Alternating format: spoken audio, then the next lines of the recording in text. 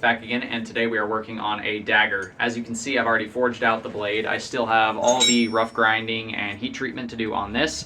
We've just got it where we usually take it so we can do our fit up on our guards. Some dune buggy leaf spring cutoffs. These are cutoffs from my previous build that I'm not going to let go to waste. I'm going to punch some holes in these. This is going to be the bottom guard, this is going to be the top guard. Let's go ahead and get these holes punched. Let's light the forge up.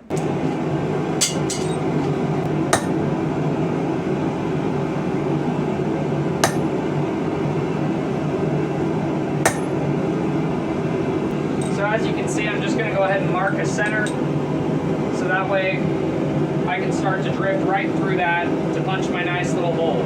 So that right there is where the hole on the bottom guard is going to be.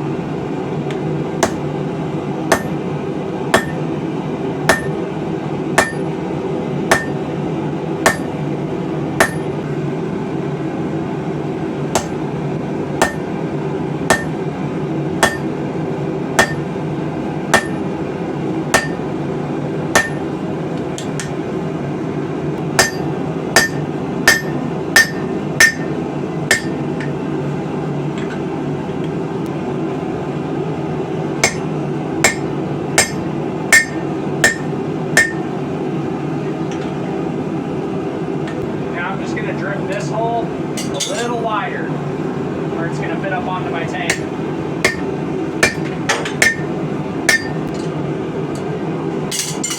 Same thing with this one. We're just going to go ahead and we're going to drift this hole a bit bigger.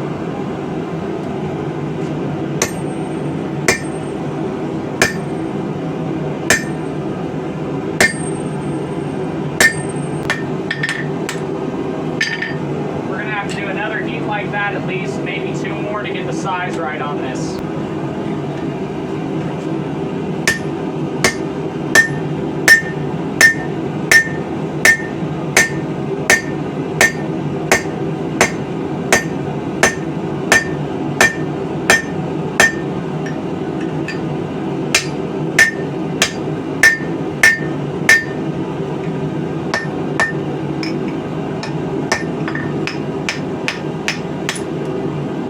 Let this piece cool down on its own just to soften it up for grinding. So I've got it nice and hot, and I'm just going to let it cool down to room temperature all on its own.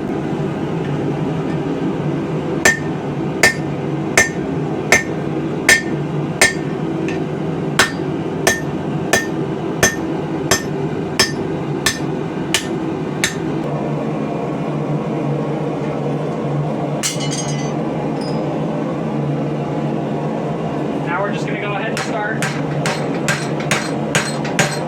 fitting up the guard to this tang.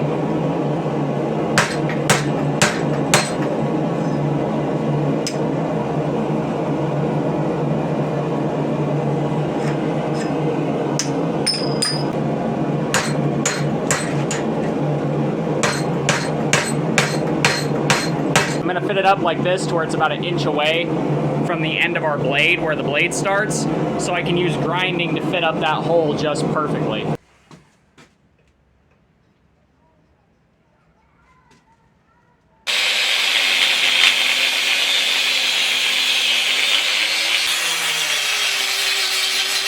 I'm going to open these up.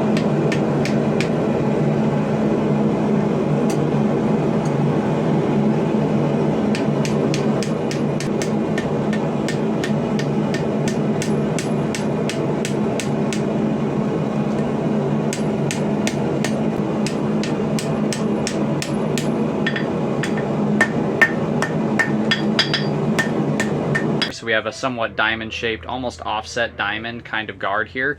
So now I'm going to go ahead and use my grinder to shorten and thin the tang up a little bit until it starts to seat up higher where I want it. So we have now gone ahead and gotten all of the rough grinding done. We do need to clean this up just a little more before we heat treat the blade, but we've got our guard fitted up right where we want it.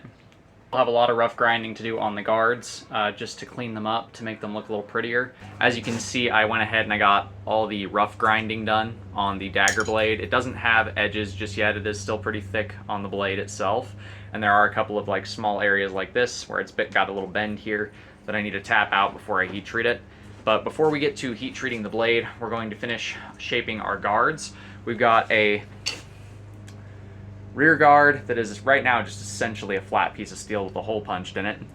And then we've got our top guard, which is our winged guard here with that trapezoidal diamond kind of thing going on. We're going to start to do the actual shaping and grinding on these now, so that way we can get these to look how we want them to before we heat treat the blade. On the blade, I ground the medial ridge down into the tang, so that way when the guard fits up on it, it'll look like that blade kind of flows down into that guard. So first up, we're going to just go ahead and knock the forge scale off of as much of this as we can at the grinder here.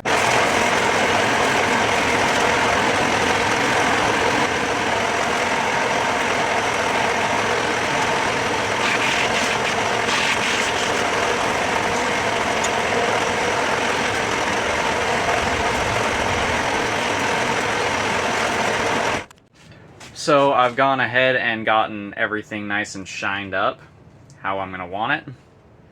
So now I can go ahead and I can actually start doing my detail work on the guards.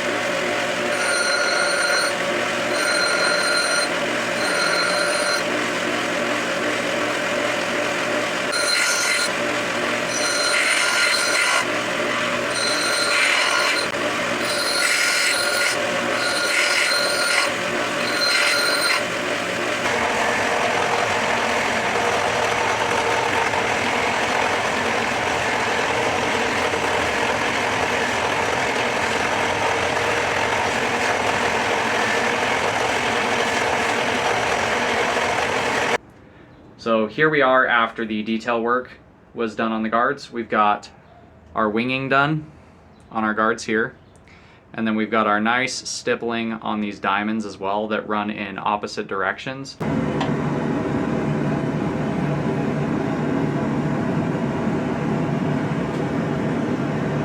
So now I'm going to go ahead and start gun bluing my parts here. And this is just some cold blue. Real simple bluing salt kind of formula. It's just a cold blue type of gun blue. You can see how fast that changes the color of this steel.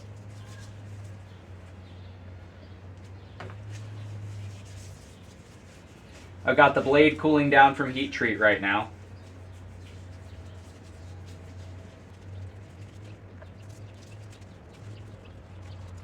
You can see side by side just how different the color is already, even though I just barely put it on there. This is a nice shiny silver, and this is a nice dark silver.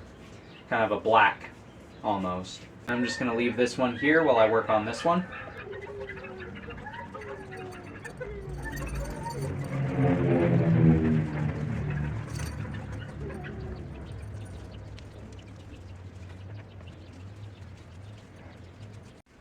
So I've gone ahead and gotten our top guard welded in place and attached, and now I'm going to gun blue this little winged section on the ricasso that I created here.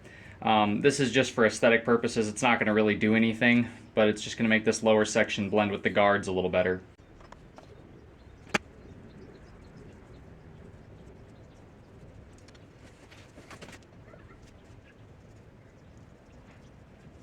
Now I've gone through the whole process of cutting and affixing all of the leather in order. Now I've got to take all this back off and glue it piece by piece together to make that stacked leather handle. So I'm going to go ahead and do that. Then I'm going to clamp this up, leave it overnight, so that way that epoxy can get rock solid and I can just cut that with a handsaw. So I have now taped up the blade and gotten it all protected from the epoxy, so the epoxy won't get anywhere I don't want it to get in contact with on the blade, the guards, anything like that. Saves me a lot of cleanup work later.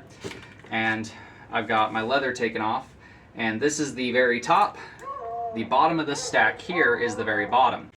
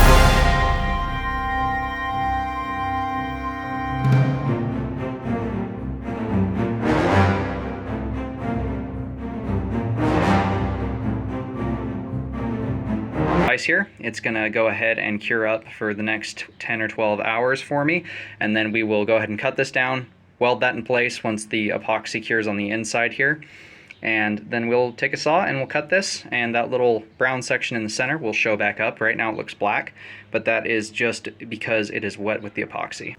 So like I said, that's going to sit overnight, and then we'll finish that in the next video. So if you guys like what you've seen, do me a favor, do that thing right there. And until next time, God bless, stay sharp out there. If you're looking for a custom sharp object like any of the blades I make, check out the Etsy store, link at the end of the video.